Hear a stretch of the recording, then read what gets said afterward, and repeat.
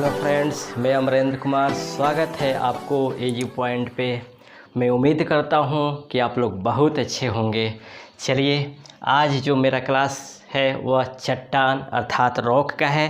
हालांकि इसके पहले मैंने पृथ्वी की आंतरिक संरचना के बारे में आप लोग को बताया था। मुझे उम्मीद है कि वह क्लास आपको बहुत पसंद आई होगी। तो चलिए मैं स्टार्ट करते हैं। चट्टान वह कहा जाता है, ये एक परिभाषा है कि भूपटल पर पाया जाने वाला वे समस्त पदार्थ, चाहे वो चिक्का मिट्टी के समान मुलायम हो या ग्रेनाइट के भांति कठोर हो, चट्टान कहलाता है। फिर समझिएगा, भूपटल पर पाए जाने वाला वे समस्त पदार्थ, चाहे वो चिक्का मिट्टी के भांति मुलायम हो या ग्रेनाइट की भांति कठोर हो, चट्टान कहलाता है। ठीक ना। चट्टान का जो वैज्ञानिक अध्ययन है वह पेट्रोलॉजी कहलाता है ना। चट्टान का जो वैज्ञानिक अध्ययन है वह पेट्रोलॉजी कहलाता है। और इसके अगर वर्गीकरण पे देखें तो चट्टान का अगर हम वर्गीकरण करें, चट्टान का वर्गीकरण, तो वर्गीकरण में देखते हैं कि चट्टान को उसके निर्माण विधि के आधार पर उसे 3 भाग में विभाजित किया जाता है। चट्टान को उसके निर्माण विधि के आधार पर उसे 3 भागों में बांटा जाता है, जिनमें पहला है आग्नेय चट्टान। आग्नेय चट्टान जिसे कहा जाता है इग्नियस रॉक। दूसरा है अवसादी चट्टान। अवसादी चट्टान यानी सेडिमेंट्री रॉक। Sedimentary rock.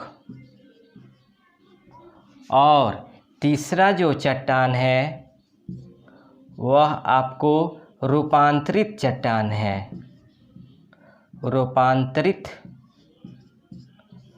चट्टान है ना। रूपांतरित चट्टान जिसे मेटामॉर्फिक रॉक कहा जाता है। मेटामॉर्फिक रॉक कहा जाता है। तो वर्गीकरण में, चट्टान के वर्गीकरण में देखें तो इसके निर्माण विधि के आधार पर इसे 3 वर्गों में डिवाइड किया गया है: आग्नेय चट्टान, अवसादी चट्टान और रूपांतरित चट्टान। ठीक ना। इसका एक स्क्रीनशॉट आप लोग लेते जाएंगे। आगे बढ़ते हैं। फिर आगे हम बात करते हैं एक एक चट्टानों के विषय में। पहले हम देखते हैं आग्नेय चट्टान। आग्नेय चट्टान जिसे कहा जाता है इग्नियस रॉक। देखिएगा, भूगर्भ में ज्वालामुखी उद्गार के परिणाम स्वरूप भूगर्भ से निकलने वाले तरल मैग्मा अथवा लावा जब भूपटल पर आकर जम जाते हैं तब उस ठोस भाग को आग्नेय चट्टान कहा जाता है। फिर समझिएगा, ज्वालामुखी उद्गार के परिणाम स्वरूप भूगर्भ से निकलने वाले जितने भी तरल मैग्मा अथवा लावा होते हैं वह भूपटल पर आकर जमने के बाद जो ठोस रूप धारण करते हैं उन्हें आग्नेय चट्टान कहा जाता है। आग्नेय चट्टान को परतदार चट्टान भी कहा जाता है। आग्नेय चट्टान को रवेदार चट्टान भी कहा जाता है। रवेदार चट्टान भी कहा जाता है क्योंकि इसके जो कण होते हैं वह छोटे छोटे होते हैं, रवे के रूप में होते हैं, इसलिए आग्नेय चट्टान को रवेदार चट्टान भी कहा जाता है। साथ ही इसे प्राथमिक चट्टान भी कहा जाता है। प्राथमिक चट्टान इसलिए कहा जाता है कि जब पृथ्वी की रचना हुई थी तो पृथ्वी की रचना के पश्चात सर्वप्रथम इस चट्टान का निर्माण हुआ था। पृथ्वी के उत्पत्ति के पश्चात सर्वप्रथम आग्नेय चट्टान का निर्माण हुआ था। सर्वप्रथम आग्नेय चट्टान का निर्माण हुआ था, इसलिए इसे प्राथमिक चट्टान भी कहा जाता है ना। इस चट्टान में जीवाश्म नहीं पाए जाते, इस चट्टान में जीवाश्म नहीं पाए जाते हैं, नहीं पाए जाते हैं। और एक बात ध्यान रखिएगा, अवसादी चट्टान एवं रूपांतरित चट्टानों का निर्माण भी अप्रत्यक्ष रूप से आग्नेय चट्टान से ही हुए हैं। समझिएगा, अवसादी चट्टान एवं रूपांतरित चट्टान, अवसादी चट्टान एवं रूपांतरित चट्टान का निर्माण अप्रत्यक्ष रूप से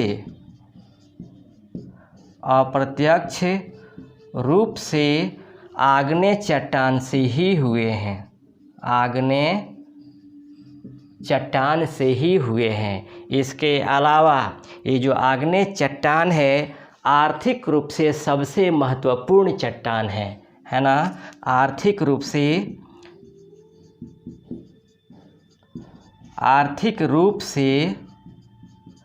सबसे महत्वपूर्ण चट्टान है,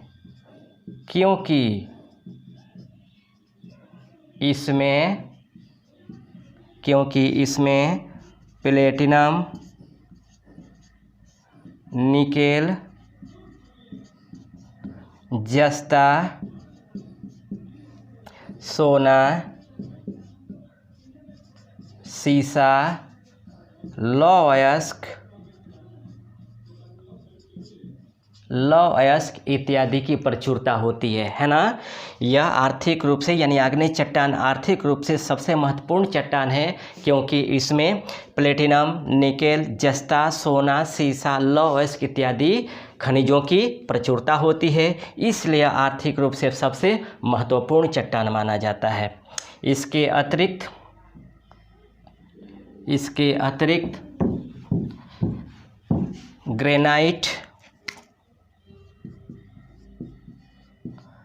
granite, basalt, pegmatite, diorite, pinch stone,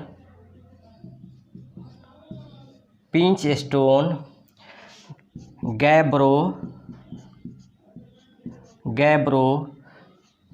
pumice इत्यादि ये सभी आग्नेय चट्टान के उदाहरण हैं। ये सभी आग्नेय चट्टान के उदाहरण हैं, है ना। ये जितने भी हैं granite, basalt, pegmatite, diorite, pitchstone, gabbro, pumice, ये सभी आग्नेय चट्टान के उदाहरण हैं। इनमें जो सबसे महत्वपूर्ण है वह पैग्माटाइट है। महत्वपूर्ण किस तरह है ये हम आपको आगे दिखला देते हैं। इसको आप लोग स्क्रीनशॉट लेते जाइएगा। चलिए, ये जो पैग्माटाइट है आपको झारखंड राज्य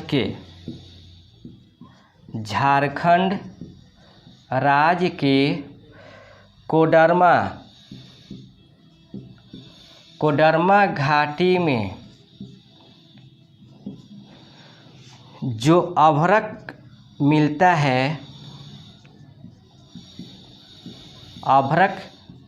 है वह पैग्माटाइट नामक चट्टानों से ही मिलते हैं।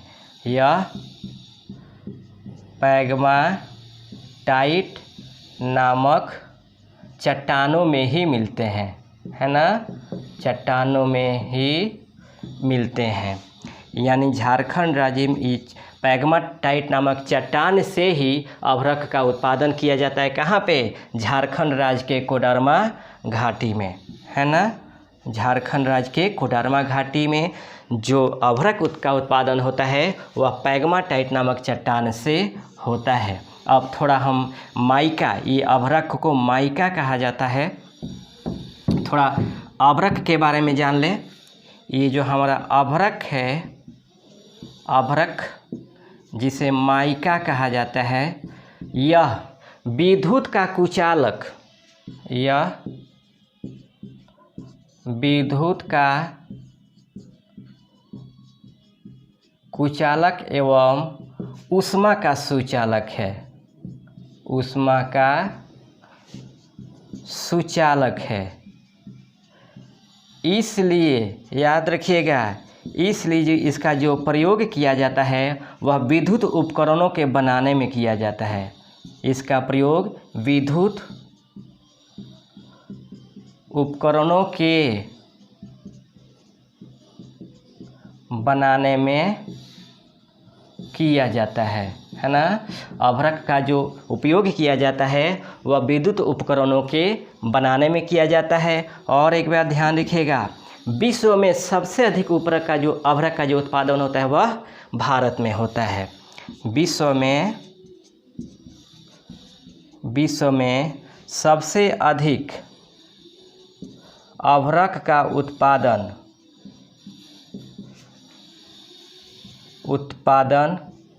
भारत में होता है, जबकि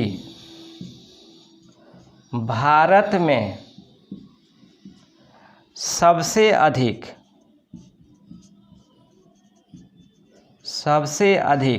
अभ्रक का उत्पादन आंध्र प्रदेश में होता है, आंध्र प्रदेश में होता है ना। ये ध्यान रखेंगे आप लोग, बहुत इम्पोर्टेंट है। ये बहुत बार पूछा गया है कि निम्न में से कौन ऐसा धातु है जो विद्युत का कुचालक एवं ऊष्मा का सुचालक है, तो अभ्रक है। यह विश्व में सबसे अधिक भारत में उत्पादन होता है और भारत में सबसे अधिक इसका उत्पादन आंध्र प्रदेश में होता है। तो ये आग्नेय चट्टान के विषय में कुछ था। अब उत्पत्ति एवं संरचना के आधार पर आग्नेय चट्टान का विभाजन किया जाता है। उत्पत्ति एवं संरचना के आधार पर आग्नेय चट्टान का विभाजन किया जाता है। देख लेते हैं थोड़ा। उत्पत्ति एवं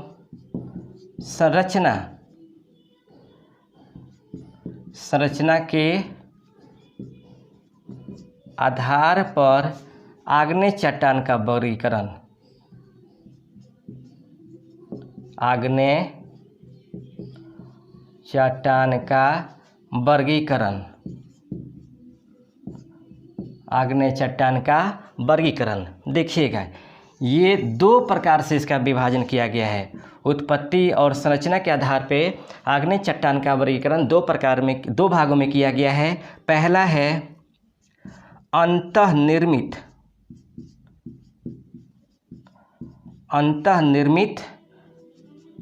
आग्नेय चट्टान, अंतःनिर्मित आग्नेय चट्टान, और दूसरा है बाह्य आग्नेय चट्टान,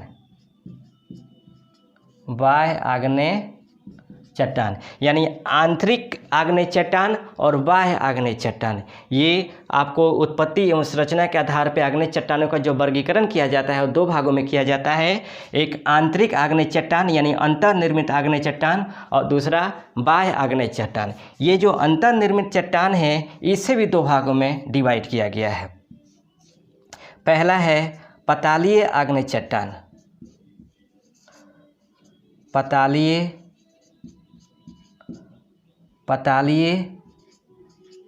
आग्नेय चट्टान, और दूसरा है मध्यवर्ती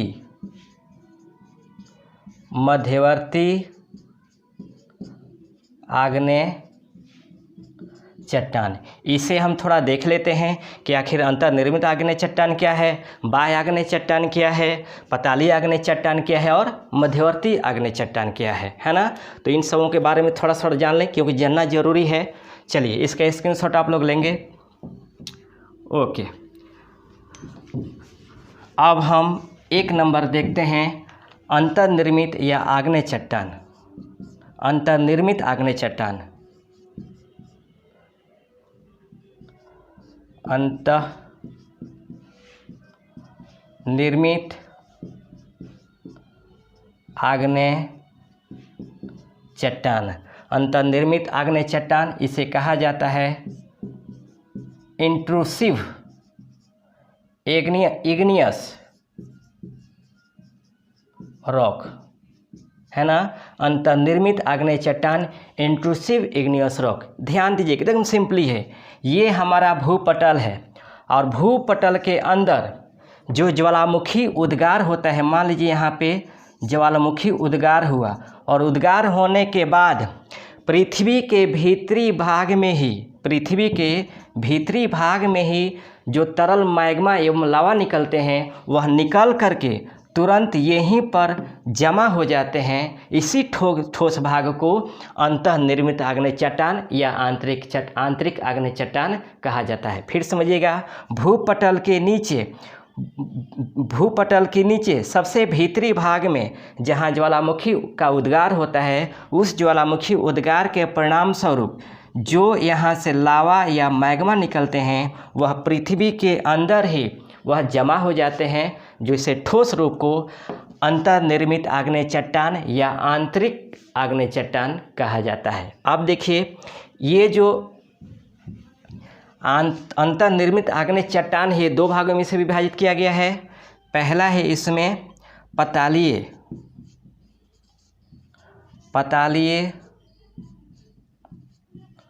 आग्नेय चट्टान यानी प्लूटोनिक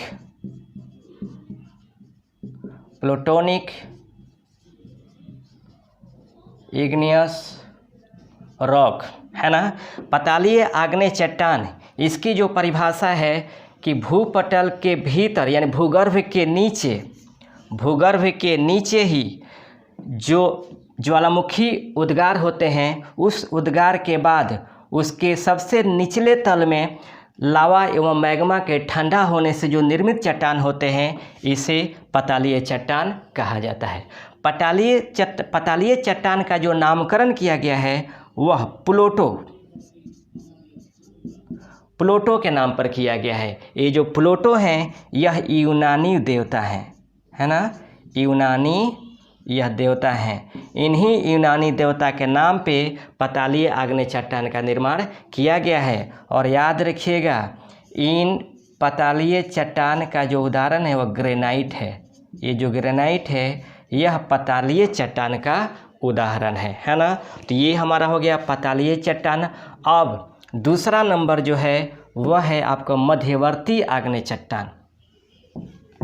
मध्यवर्ती आग्नेय चट्टान, दूसरा नंबर मध्यवर्ती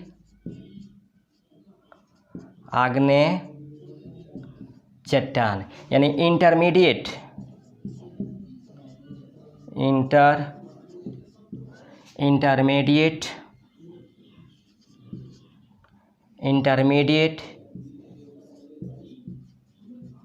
इग्नियस रॉक। अब देखिए, ये है पृथ्वी के भीतरी भाग में ज्वालामुखी उद्गार के परिणाम स्वरूप जो तरल या मैग्मा निकलते हैं वह भूगर्भ में ही उसके दरारों में जाकर के यह जम जाते हैं। उस जमने वाले ठोस भाग को मध्यवर्ती आग्नेय चट्टान कहा जाता है। फिर समझिएगा, पृथ्वी के भूगर्भ में ज्वालामुखी विस्फोट के दौरान जो तरल मैग्मा एवं लावा निकलते हैं वह निकलने के बाद पृथ्वी के दरारों में जाकर वह जमा हो जाते हैं, उसी को हम मध्यवर्ती आग्नेय चट्टान कहते हैं। ये हमारा मध्यवर्ती आग्नेय चट्टान है। अब हम दूसरा नंबर बात करते हैं बाह्य आग्नेय चट्टान। हमारा जो दूसरा नंबर है वह है बाह्य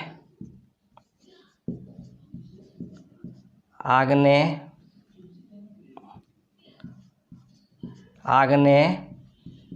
चट्टान। इसे कहा जाता है एक्सट्रूसिव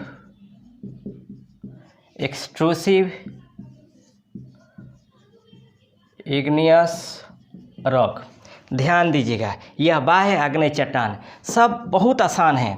ये हमारा भूपटल है और भूपटल के बाद ये हमारा पृथ्वी के अंदर ज्वालामुखी उद्गार होता है और ज्वालामुखी उद्गार के बाद जो लावा पृथ्वी के भूपटल पर आकर जमा हो जाता है, जो तरल मैग्मा एवं लावा हैं, जब यहाँ से ज्वालामुखी उद्गार के परिणाम स्वरूप भूगर्भ से जो तरल मैग्मा एवं लावा निकलते हैं और निकलने के बाद जब भूपटल पर आकर वो ठोस रूप ले लेते हैं, जमा हो जाते हैं, तब उस निर्मित चट्टान को बाह्य आग्नेय चट्टान कहा जाता है। उस निर्मित चट्टान को बाह्य आग्नेय चट्टान कहा जाता है। याद रखिएगा, बेसाल्ट बाह्य आग्नेय चट्टान का ही उदाहरण है। जो बेसाल्ट है वह बाह्य आग्नेय चट्टानों का ही उदाहरण है। इसके अलावा ये जो बाह्य आग्नेय चट्टान है, इसके टूटने, हालांकि इसे ज्वालामुखी चट्टान भी कहा जाता है। भूगर्भ के नीचे से निकलने वाले जो तरल मैग्मा लावा हैं, जब भूपटल पाकर ये जमा हो जाते हैं, ठोस रूप ले लेते हैं, तब इसे बाह्य आग्नेय चट्टान कहा जाता है और इसी को ज्वालामुखी चट्टान भी कहा जाता है। इसे ज्वालामुखी चट्टान भी कहा जाता है, यानी बाह्य आग्नेय चट्टान को ज्वालामुखी चट्टान भी कहा जाता है। और इसमें एक सबसे महत्वपूर्ण बात, ये आग्नेय चट्टान के टूटने फूटने से ही, यानी अपर्दन क्रिया के फलस्वरूप जो कण इकट्ठा होते हैं, उन्हीं से काली मिट्टी का निर्माण होता है। उन्हीं से काली मिट्टी का निर्माण होता है ना, जिसे रेगुर मिट्टी के नाम से भी जाना जाता है, जिसे रेगुर मिट्टी के नाम से भी जाना जाता है। और बेसाल्ट जो चट्टान है वह बाह्य आग्नेय चट्टान का ही उदाहरण है। तो ये हमारा आग्नेय चट्टान के बारे में था। अब हम आते हैं दूसरा नंबर, अवसादी चट्टान, सेडिमेंट्री रॉक। दूसरा नंबर है अवसादी चट्टान। बहुत आसान है, बहुत आसान, इतना आसान ज्योग्राफी में कोई टॉपिक है ही नहीं और बहुत इंटरेस्टिंग है, बस थोड़ा सा ध्यान से पढ़ें। अवसादी चट्टान,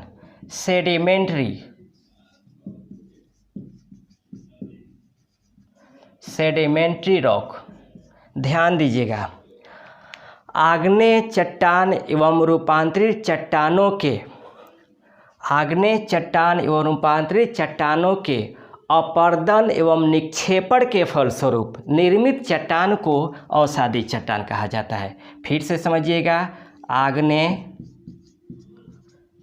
एवं रूपांतरित चट्टानों के अपर्दन एवं निक्षेपण के फलस्वरूप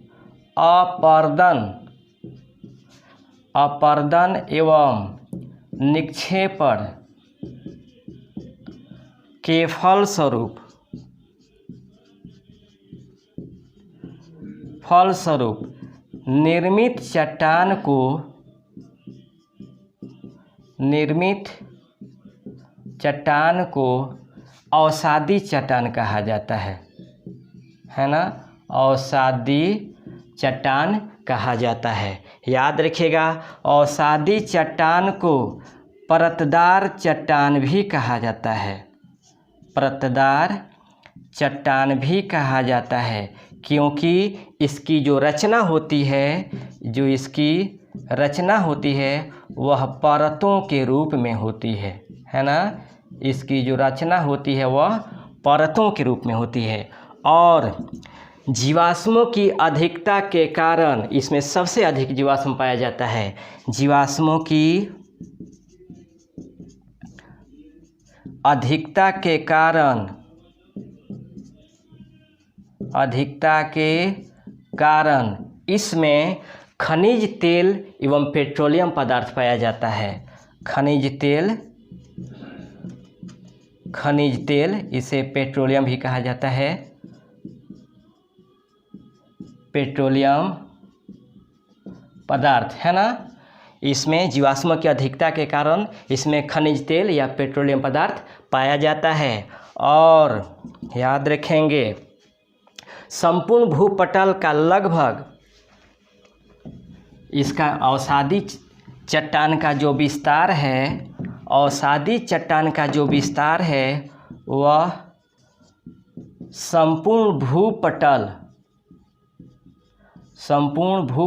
का लगभग 75% भाग पर है ना। अवसादी चट्टान का जो विस्तार है वो लगभग संपूर्ण भूपटल का लगभग 75% भाग पर है।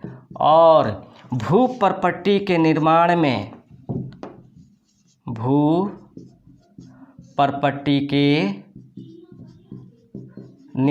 में इसका 5% का योगदान है ना। याद रखेंगे, भूपरपट्टी के निर्माण में इसका 5% का योगदान है।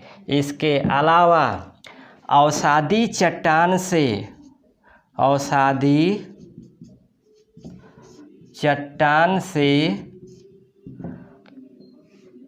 लोहा, सीमेंट,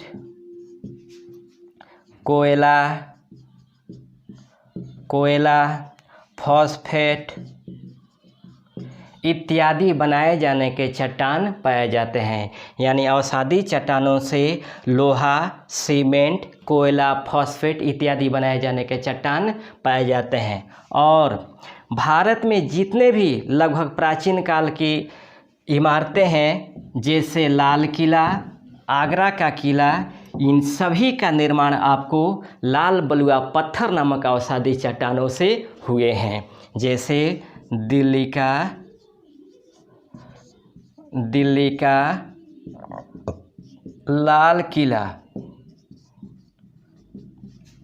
तथा आगरा का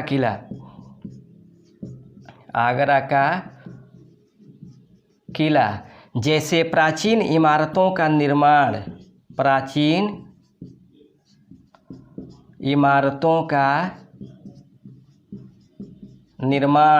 लाल बलुआ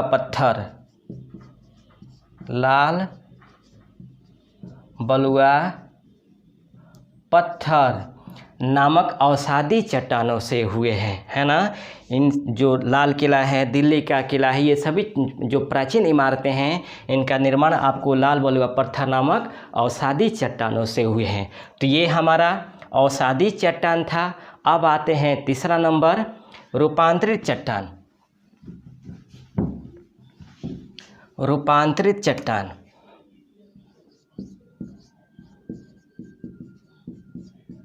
रूपांतरित चट्टान कहा जाता है इसे मेटामॉर्फिक रॉक,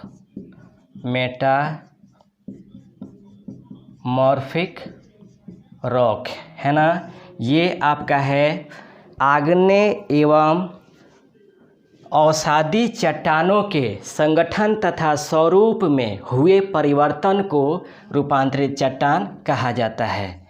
परिभाषा है, आग्नेय एवं अवसादी चट्टानों के स्वरूप तथा संगठन में हुए परिवर्तन को रूपांतरित चट्टान कहा जाता है। रूपांतरित चट्टान कहा जाता है। यह सबसे कठोर चट्टान होता है। यह सबसे कठोर चट्टान होता है ना। सबसे कठोर चट्टान होता है तथा इसमें जीवाश्म नहीं पाया जाता। इसमें जीवाश्म नहीं पाया जाता है ना। इसमें जीवाश्म नहीं पाया जाता है। तो ये हमारा चट्टान की परिभाषा और चट्टानों का वर्गीकरण है। अब इसमें और एक टॉपिक आता है कि ये जो मूल चट्टान है, इन मूल चट्टानों का भी परिवर्तन या रूपांतरण होता है, और उन रूपांतरण के फलस्वरूप जो निर्मित चट्टान होते हैं उसको भी एक बार देख लेते हैं, है ना। ये आप स्क्रीनशॉट आप लोग ले लीजिए, ठीक। अब देखिए, एक नंबर में हम देखते हैं मूल चट्टानों का रूपांतरण। जैसे एक नंबर है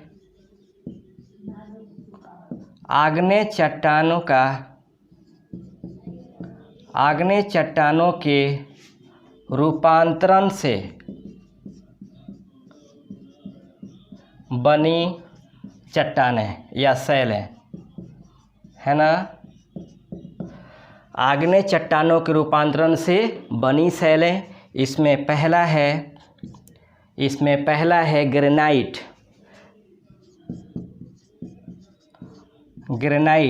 ग्रेनाइट का जो रूपांतरण होता है वह आपको नीस में होता है। ग्रेनाइट का जो रूपांतरण होता है वह नीस में होता है। दूसरा है बेसाल्ट। बेसाल्ट का जो रूपांतरण होता है वह एम्फीबोलाइट में होता है। एम्फीबोलाइट में होता है। और एक बेसाल्ट का जो रूपांतरण होता है वह आपको सिस्ट में होता है ना। तो ग्रेनाइट का रूपांतरण नीस शैल में होता है, बेसाल्ट का रूपांतरण एम्फीबोलाइट में होता है और बेसाल्ट का रूपांतरण पुनः सिस्ट में होता है। इसका आप लोग स्क्रीनशॉट ले लीजिए। चलिए अब आते हैं दूसरा, अवसादी चट्टानों के रूपांतरण से बनी शैलें। दूसरा नंबर, अवसादी चट्टानों के रूपांतरण से बनी शैलें, है ना। इसे आपको शैल, एक नंबर में शैल जो रूपांतरण होता है वह आपको स्लेट में होता है। उसके बाद चूना पत्थर का जो रूपांतरण होता है वह संगमरमर में होता है। संगमरमर में है तो है। उसके बाद तीसरा नंबर है आपको डोलोमाइट। डोलोमाइट का जो रूपांतरण होता है वह आपका संगमरमर में होता है। उसके बाद इतना ही है ना। डोलोमाइट का जो रूपांतरण होता है वह संगमरमर नहीं, बालूका पत्थर एक है आपको। चौथा नंबर, बालूका पत्थर का जो रूपांतरण होता है वह क्वार्टजाइट में होता है। तो ये अवसादी चट्टानों के रूपांतरण से बनी शैलें हैं, जिसमें शैल का स्लेट में, चूना पत्थर का संगमरमर में, डोलोमाइट का संगमरमर में और बालूका पत्थर का क्वार्टजाइट में होता है, ठीक ना। उसके बाद तीसरा नंबर है आपको रूपांतरण से बनी रूपांतरित चट्टानों के पुनः रूपांतरण से बनी शैलें। तीसरा नंबर, रूपांतरित चट्टानों के रूपांतरण से रूपांतरित चट्टानों के पुनः रूपांतरण से बनी शैलें, है ना। इसमें एक नंबर है स्लेट का जो रूपांतरण होता है वह फाइलाइट में होता है। उसके बाद फाइलाइट का जो रूपांतरण होता है वह आपको सिस्ट में होता है। और तीसरा नंबर है गैब्रो का जो रूपांतरण होता है वह आपको सर्पेंटाइन में होता है ना, सर्पेंटाइन में। तो रूपांतरित चट्टानों के पुनः रूपांतरण से जो बनी शैलें हैं, स्लेट का फाइलाइट का सिस्ट और गैब्रो का सर्पेंटाइन, है ना। तो ये हमारा पूरा चट्टान था। इसमें एक आता है चट्टान चक्रों में ये हमारा मान लीजिए आग्नेय चट्टान है। उसके बाद ये हमारा अवसादी चट्टान है। ये हमारा अवसादी चट्टान है। अवसादी चट्टान और ये हमारा रूपांतरित चट्टान, रूपांतरित चट्टान। तो आग्नेय चट्टान का रूपांतरण आपको अवसादी में, अवसादी का रूपांतरित में, फिर इसे कट कर जाता है अपर्दन होकर के आग्नेय में, फिर इसी तरह चलता है। या कभी कभी आग्नेय चट्टान सीधे रूपांतरित हो जाता है, सीधे रूपांतरित हो जाता है, परिवर्तन हो जाता है रूपांतरित चट्टान में, आप पुनः अपर्दन होकर चला जाता है आग्नेय में। तो ये आग्नेय चट्टान, अवसादी चट्टान, रूपांतरित चट्टान, ये इस तरह जो चलते रहते हैं इसी को कहा जाता है चट्टान चक्र, है ना। तो ये हमारा पूरा चट्टान से संबंधित क्लास था। उम्मीद है कि आपको पसंद आया होगा। चलिए इसके बाद हम जो स्टार्ट करेंगे वो भूकंप स्टार्ट करेंगे, लेकिन यह मेरा क्लास कैसा लगा आप ज़रूर कमेंट करके बताएंगे, और अच्छा लगता है तो प्लीज़ आप अपने दोस्तों में शेयर करेंगे और सब्सक्राइब करने के लिए बोलेंगे। ठीक है, तब तक रहने देते इतना ही। थैंक यू, धन्यवाद।